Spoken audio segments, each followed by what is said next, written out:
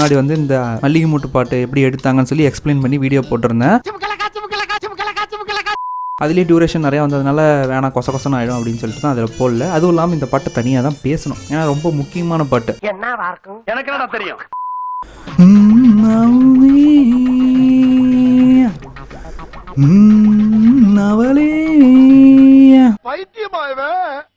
ரொம்ப நேரம் நல்லா பேசிக்கிட்டாரையா.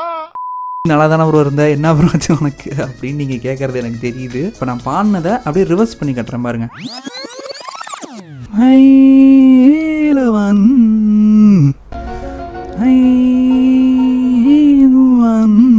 இது எங்கோ எங்கோ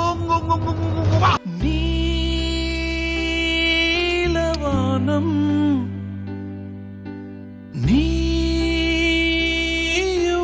நானும். நல்லா இருந்ததா? எத்தனை டேக் எடுத்துன்னு எனக்கு தான் தெரியும். இந்த பாட்டு எப்படி எடுத்திருப்பாங்கன்னா, நான் முன்னாடி வீடியோவில் சொன்ன மாதிரி அதே டெக்னிக் தான், ஆனால் அதையும் தாண்டி ரிவர்ஸ் அப்படிங்கிறதுனால இந்த பாட்டை மொத்தத்தையும் அப்படியே ஒவ்வொரு சீனுக்கும் ரிவர்ஸில் பாடி ஆகணும். முன்னாடி எல்லாமே டிசைட் பண்ணி தான் ஆகணும். ஒரு சீன் எடுக்கிறதுக்கு கண்டிப்பாக 1 நாள் 2 நாள் கூட ஆக்கியிருப்பாங்க, ஆச்சரியப்படுறதுக்கு இல்லை. இல்லாட்டி வந்து ரொம்பவே ப்ரிப்பேர்டாக இருந்திருக்கணும். இதில் மேட்ச் கட்டு வேற. கமல் சார் வந்து தான் இந்த பாட்டு எழுதியிருக்காரு, ஆனால் இந்த பாட்டு ரிவர்ஸில் வரதுனால திரும்ப இந்த பாட்டை ரிவர்ஸ்லையும் எழுதியிருக்காரு. இந்த பாட்டு என்ன நீங்களா?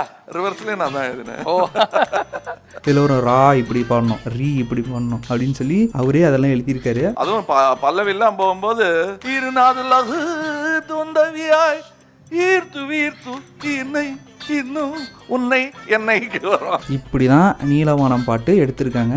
உண்மையிலே கஷ்டங்க பாட்டு எடுக்கிறது. தெரியுது, நீ மூடு. ஏன்னா ஃபஸ்ட்டு ஒரு தடவை எடுத்து அப்புறம் போட்டு பார்த்தா தப்பாகிடுச்சு. ஏன்னா வந்து நான் ஸ்லோ மோஷனில் போட்டு எடுத்துட்டேன். ஃபாஸ்ட் ஃபார்வர்ட் பண்ணி எடுக்கிறோம், நான் ஸ்லோவில் போட்டு எடுத்துட்டேன். அப்புறம் திரும்ப எடுத்திருக்கேன் இந்த வீடியோ. இந்த போன வீடியோவில் அந்த ஆப்பர்ச்சு பாட்டு வந்து எப்படி மேக் பண்ணியிருந்தாங்க அப்படின்னு சொல்லியிருந்தேன். அதில் ஒரு சின்ன டிப்ஸ் மட்டும் சொல்லணும்னு நினைக்கிறேன். பாட்டு ஸ்லோவாக எடுத்துட்டு அப்புறம் ஃபாஸ்ட் ஃபார்வர்ட் பண்ணுறோம்ல, இப்போ ஃபாஸ்ட் ஃபார்வர்ட் பண்ணும்போது என்னென்னா, உங்கள் ஆர்டிஸ்ட் கிட்ட வந்து வாயை திறக்க சொல்லுங்கள். தப்பாக எதுவும் இல்லைங்க. அதாவது வந்து என்னென்னா, ஃபாஸ்ட் ஃபார்வர்ட் பண்ணுறோம்ல, ஃபாஸ்ட் ஃபார்வர்ட் பண்ணும்போது என்னென்னா, நம்ம லிப் மூவ்மெண்ட் வந்து நம்ம பேசுகிறப்ப நம்ம இவ்வளோ தான் நம்ம வாயை திறப்போம். அதனால் லிப் மூவ்மெண்ட்டே வந்து தெரியாது. நம்ம பாடுறது நல்லா தெரியணும்னா கொஞ்சம் வாயை கொஞ்சம் பெருசாக திறக்க சொல்லுங்கள். மற்றபடி பர்சனலாக எதுவும் இல்லை. இப்படி எடுத்தால் தான் ஷார்ட் நல்லா வரும் அப்படின்னு சொல்லுங்கள். ஓகே, அடுத்து எந்த ஷார்ட்டை பற்றி பேசலாம் அப்படிங்கிறதையும் மறக்காமல் கமெண்ட் பண்ணுங்கள். பை.